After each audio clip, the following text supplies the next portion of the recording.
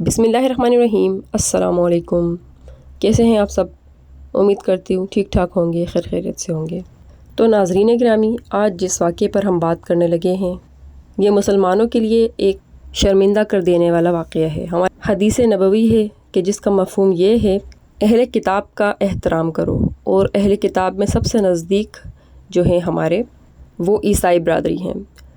تو ایک واقعہ دیکھنے میں آیا، پاکستان جڑاوالا کے علاقے میں ایک واقعہ رونما ہوا کہ کچھ مسلمانوں نے عیسائیوں کی کالونی میں گھس کر، جہاں زیادہ تر عیسائی رہتے تھے اور چرچ وغیرہ بنے ہوئے تھے، وہاں گھس کر چار چرچ جو ہے جلا ڈالے، اور جو رہنے کے لیے مکان بنے ہوئے تھے جہاں لوگ رہتے تھے عیسائی، ان آبادیوں کو، ان گھروں کو بھی آگ لگا دی، اور وہاں کے لوگ جو ہے وہ اپنی جان بچا کر اپنے بچوں کو لے کر وہاں سے بھاگے ہیں، اور دور کہیں کھیتوں میں انہوں نے راتیں گزاری۔ پیارے نبی صلی اللہ علیہ وآلہ وسلم نے فرمایا کہ باپ کے گناہ کی سزا بیٹے کو نہ دی جائے، اور بیٹے کے گناہ کی سزا باپ کو نہ دی جائے۔ ہمارے نبی نے جب اتنے اچھے فرمان ہمیں عطا کر دیے ہیں، اتنی احادیث ہمارے سامنے ہیں، تو ہم پھر کیسے مسلمان ہیں کہ ہمیں تو معلوم ہی نہیں ہے کہ ہم کر کیا رہے ہیں۔ سننے میں آتا ہے کہ کسی نے ہمارے نبی صلی اللہ علیہ وآلہ وسلم کی شان میں گستاخی کی۔ بے شک جو شخص نبی صلی اللہ علیہ وآلہ وسلم کی یا ہمارے دین اسلام کی شان میں کوئی گستاخی کرتا ہے تو بے شک اس کی سزا جو ہے وہ بہت بھیانک ہے، اور اس کی سزا آخری یہی ہے کہ اس کا جو ہے وہ سر تن سے جدا کیا جائے۔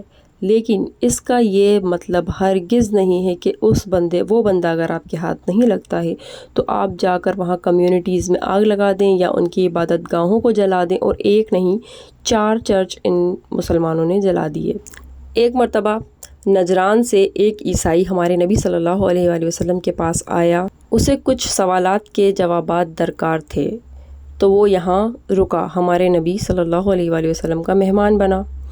تو ہمارے نبی صلی اللہ علیہ وآلہ وسلم نے اس سے کہا، جب عبادت کا وقت ہوا تو اس سے کہا کہ تم ہماری مسجد میں اپنی عبادت کر سکتے ہو۔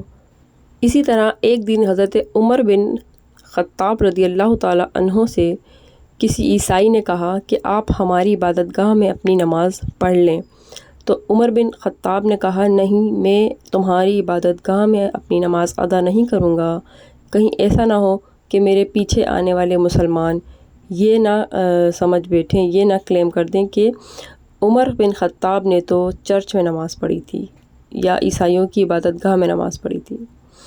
تو ہم اپنے دین کو ٹھیک سے سمجھ بھی نہیں پاتے ہیں، اور وہ حرکتیں کر بیٹھتے ہیں جو ہمیں ہرگز نہیں کرنی چاہیے۔ مذہب نہیں سکھاتا آپس میں بیر رکھنا، اور ہمارا مذہب یعنی کہ دین اسلام تو وہ مذہب ہے کہ اللہ تعالیٰ نے جسے مکمل کر دیا۔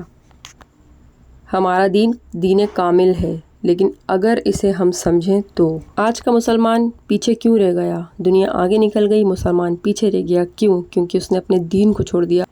کیا منہ دکھائیں گے ہم اپنے نبی کو؟ ہم اپنے پیارے نبی کو کس منہ کے ساتھ ان کے سامنے جائیں گے؟ ہم نے جو یہاں پر احوال کر رکھے ہیں، کیا قصور تھا ان معصوم لوگوں کا، ان عورتوں کا، ان بچوں کا جنہیں ان کے گھروں سے بے گھر کیا گیا اور ان کے گھروں کو جلا کر خاک کر دیا گیا؟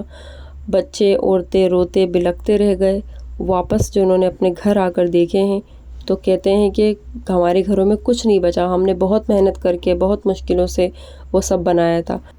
ہم اپنے اوپر رکھ کر یہ بات سوچیں کہ ہمارے گھروں کو جلا دیا جائے، ہماری چیزوں کو آگ لگا دی جائے۔ ہم جب دیکھیں اپنی چیزوں کو، اپنے گھروں کو، اپنے سامان کو جلتا ہوا دیکھیں، ختم ہوتا ہوا دیکھیں تو ہمارا کیا حال ہوگا؟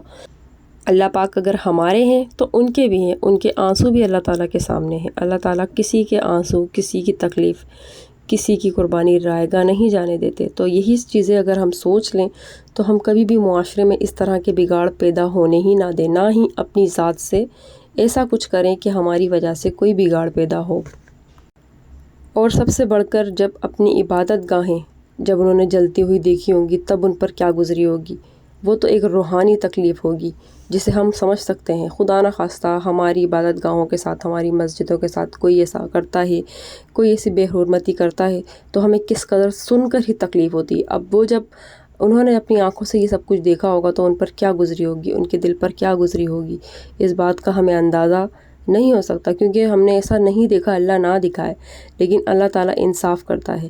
جو ہوا بہت غلط ہوا، اس کی ہمیں مذمت کرنی چاہیے۔ کچھ نہیں کر سکتے، کم سے کم ہم مذمت تو کر سکتے ہیں نا۔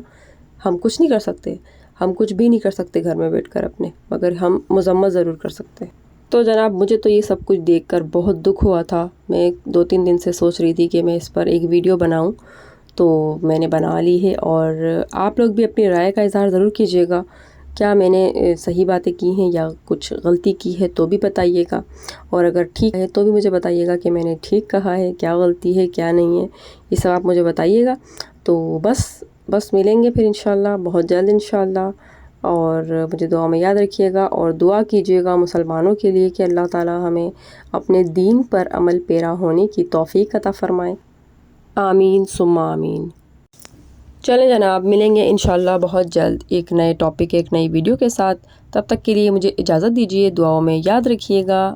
اللہ نگہبان۔